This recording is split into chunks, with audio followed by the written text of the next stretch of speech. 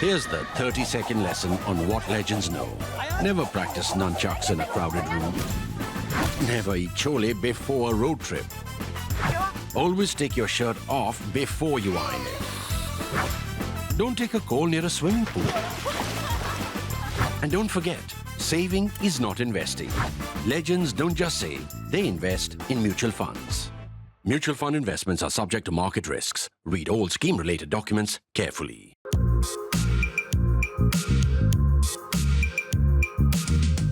So who do you think will win the next election? Will it be Veer Savarkar? Will it be Indira Gandhi? Who will Dr. Ambedkar support? Okay, you're saying to yourself, this guy has lost it. He's gone mad. But I haven't actually. I'm just reflecting what our politics are like.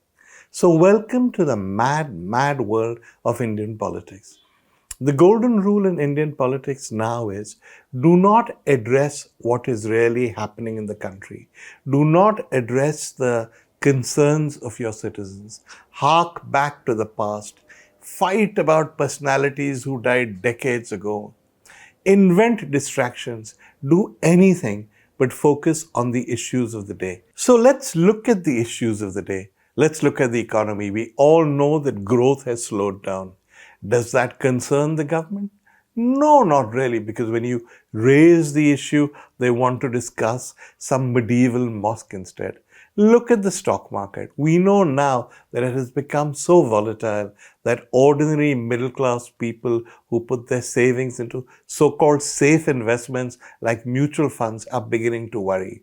Are their investments safe? What's going to happen? Talk to the government, to anybody who represents the government, and all you'll get is gobbledygook. China, more attractive destination, portfolio readjustment, FIIs recalibrating, stuff that you won't understand and that will certainly not reassure you. Talk about what's happening to Hindus in Bangladesh and why, if this is the Hindu party, they're not doing more to protect Hindus. They're not interested really in what's happening in Bangladesh. They're more interested in Muslims in India than they are in Hindus in Bangladesh. So what do they talk about instead? They talk about the past. Let's take an example. I mentioned Savarkar at the beginning, but let's take an example. When Rahul Gandhi got up in Parliament to discuss the new constitutional amendment bill, he began his speech by talking about Savarkar. Savarkar, he said, perhaps accurately, had said that there was nothing Indian about our constitution. The true Indian constitution, Savarkar said, apparently, would be Manusmriti. Okay, so far so good. But, said Rahul Gandhi, the BJP is saying it will protect the constitution. Why should it protect this constitution? This is a constitution that Savarkar has attacked.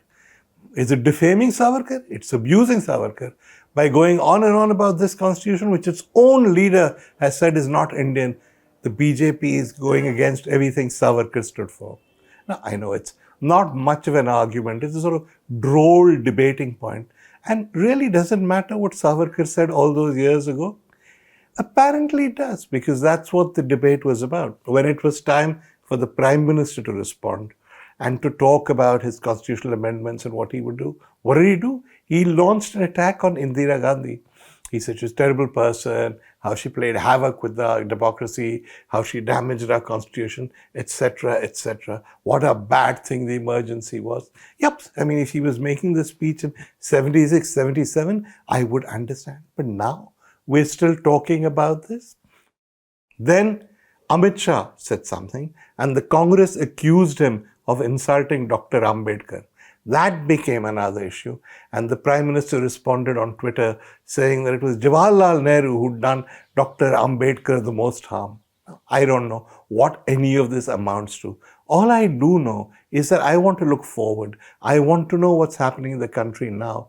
I mean, I respect Savarkar, Ambedkar, Jawaharlal Nehru, every other person they discuss, but those are not people who live now. Their concerns are not my concerns. We're in a new century hurtling towards the future in an uncertain world. We want to know what the government is doing. Instead of looking forward, we get history. We've always said about India's politicians that they live in this VIP bubble, that they're insulated from the concerns of ordinary people, that they fight their own battles in their own little bubble. That's always been true. But now I think it's gone even further. Our politicians don't just live in the bubble, they live in an alternate dimension. If you read sci-fi books, then you'll know what the phantom zone is. They seem to exist in that phantom zone, that zone of their own, fighting their own battles, picking on their own issues. Periodically, they pop their heads out, come and see how much damage they can do to us, and then they pop back into the phantom zone. That leaves us in an extraordinary situation. We have active politics, we have debates, we have people fighting all the time, but none of it makes a difference to our lives. Let's take this whole Savarkar, Ambedkar, Nehru exchange happened because of the constitutional amendment. Now, if you don't know what it is, let me briefly summarize it for you. For many years, Mr. Modi's obsession has been that there should be one nation, one election, and presumably one leader. He's wanted that parliamentary elections and state assembly elections should be held together. Now, why does he think this is so important? I mean, he probably may forget that from 1947 to 1967, every state and parliamentary election was held together. And yet during this period of 20 years, which he now wants to return us to, which should have been Ramraj the way he's talking about it, the BJP calls it the worst period in our history, wasted decades, a period when the evil Jawaharlal Nehru did so much damage to our country. In 66, the constitution damaging Indira Gandhi became Prime Minister. So as far as Mr. Modi and his party are concerned, it's bad, bad, bad. So, pal, why do you want to go back to this? If it was so bad, what makes it so wonderful now? Why should we amend our constitution to go back to that situation? It's a good question and there are no real answers. The government has spent a lot of time and money on hiring experts, I use the term loosely, setting up committees, trying to figure out reasons for it. And yet the reasons that have been offered are not terribly convincing. One reason is that we'll save money if we have elections simultaneously. This has been argued about. It's not clear the cost of elections will really come down. Also, what about all the EVMs you'll have to buy? Because the EVMs are not enough to cover the whole country at the moment. Isn't that going to be a huge cost? Or is buying EVMs part of the attraction? I wonder. The other claim is that now, when elections are held, you have to take security, CISF, BSF, or whatever, and move them from one state to another to be in the state where the election is being held. Okay, fair enough. But if you have a simultaneous election, you still need the same level of security. You still need people manning hundreds of thousands of booths. So how are you going to save any money? That's not clear. Final argument. At the moment, every time there's an assembly election, the government in that state cannot introduce any populist measures in the run-up to the election. It's called sort of code of conduct. The BJP says this code of conduct is a very bad thing. Maybe it is, maybe it isn't. Why is it a bad thing? Because they can't introduce populist measures and they are distracted. Okay, but they're distracted only once in 5 years in a state, right? If you were to do it on a national level, you'd still have a code of conduct. It would still be once before every election. It's just that everything would now be at the same time.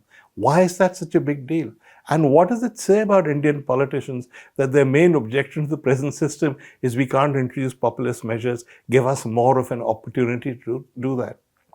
So I frankly can't figure out why they're so keen on these simultaneous elections. I used to think when Mr. Modi first suggested the idea that there was a cunning political plan behind it. The plan went like this. Mr. Modi was, when he first propounded the idea, clearly, and to some extent he still is, the single most popular politician in the country. So the idea was if you had one election, every assembly went to the polls at the same time, Mr. Modi would barnstorm the country. He would campaign everywhere. And then the election would become presidential in nature. Local issues, state issues, none of that would matter. It would just be Mr. Modi's popularity, his national issues that would carry the day.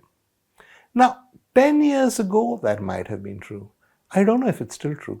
I mean, look at the last general election. Mr. Modi did exactly that. He barnstormed the country. He campaigned more extensively than any prime minister ever has in history. Yet, I don't think people forgot local issues. For instance, the idea that if Mr. Modi was the face of the campaign, nobody would care about Mamata Banerjee. Well, they did. The BJP went down to really bad defeat. Mamata won by a landslide in that general election in the Bengal seats.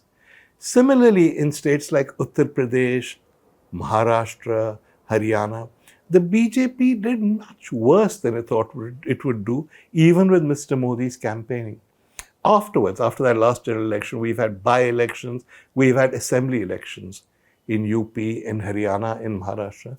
And all of them, Mr. Modi has been much less visible. They've been fought on local issues. And guess what? The BJP has actually done much better.